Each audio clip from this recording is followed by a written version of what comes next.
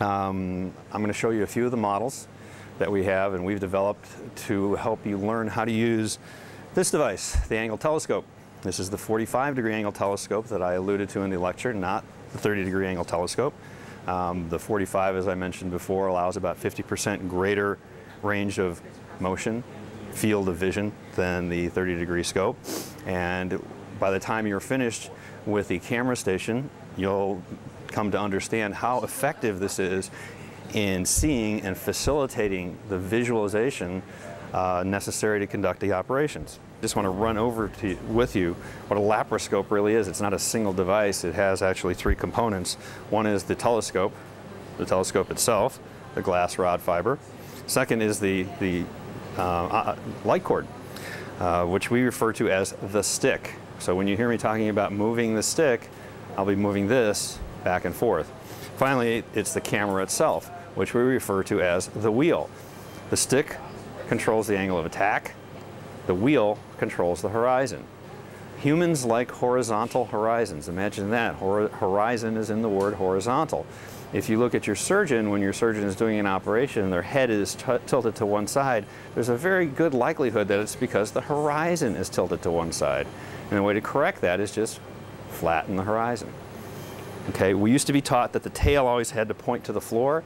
That's true in cases where the patient is completely supine, but when you have patients at an angle, suddenly the angle that we need to work at is a little bit different, and so the camera, to correct the horizon, has to be off-center as well. So the first drill we're going to go through is what we call the Burma shave drill. And if you'll notice, just about everything's out of focus, as it always is when you first get the camera. So it's incumbent upon you, after white balancing, to get yourself as focused as you possibly can. Okay, if you remember, we had 5 components in the Burma shave drill. So let's go through them. Now you see how they're all laid out. This is about as broad an angle as I can give you. They're all laid out and they're all in opposing directions. So we start over on this side. We start at the beginning of the limerick. And if you look, that's sort of funny. The horizon's kind of crooked. You can read it. It's not as good as it could be. So I'm going to bring this in a little bit closer. Rotate the stick to flatten the horizon and bring the camera down. Or rotate the camera to flatten the horizon, rotate the stick to get a better angle of attack, and now this is very readable. So to drive the camera and look real slick, we now move over to the other one, and it's really a two-handed motion. It's one hand controls the stick, one hand controls the wheel. We get to the other side, it's quite elementary. There's really no trick. If you look at the horizon, the top of the sign, it is horizontal. This is very easy to read, and if it's an organ in the body, it's very easy to see, and it's in an orientation that we're used to seeing it. What's elementary? Well, you keep a hand on the wheel and a hand on the stick. Now, if you noticed, I did both moves at the same time. I moved the wheel and the stick at the same time. Early on, this is going to be a little bit difficult for you. You're going to have to pick one or the other and move one at a time.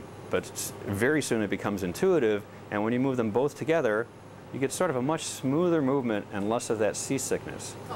Now forget either one of those.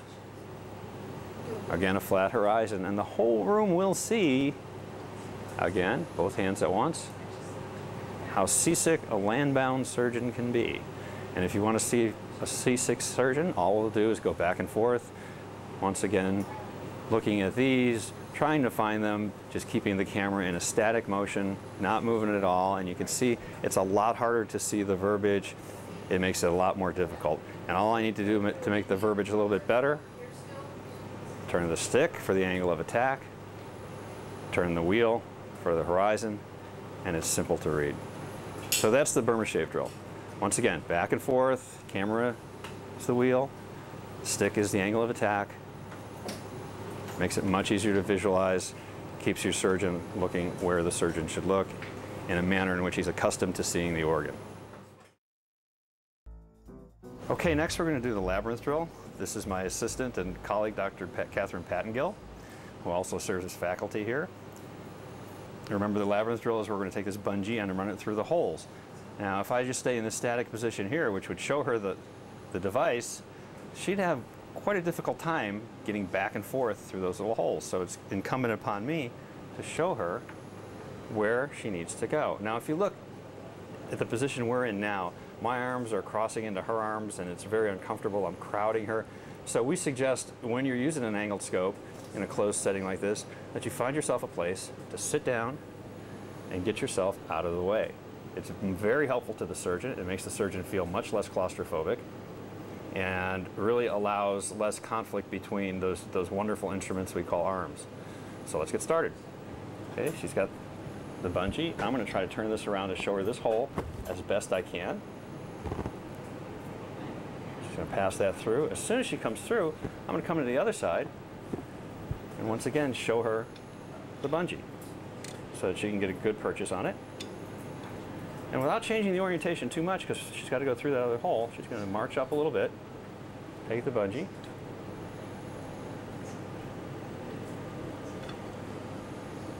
turn it around, and get it through the next hole. I'm going to come back over the top because I want my eyes above my hands. She's going to pull the bungee through, and I see we have a little bungee conflict here that we have to loosen up the far end of the bungee. Again, hold the orientation. There we go. Hold the orientation, show her a hole the best she can, and you see how she's popped right in. Come back over to the other side. Give her a good look there. I kind of slipped on my horizon.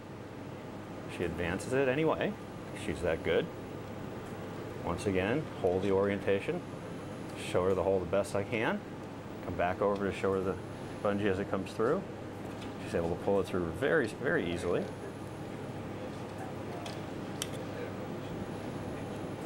Set up the horizon a little bit better. Keep the camera above the instruments.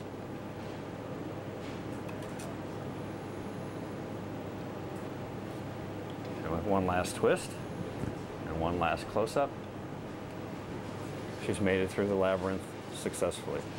So that's the labyrinth drill. Again, back and forth. Show the hole, show the thing come through the hole, have her grab it, pull it through, stay on the other side, maintain the orientation.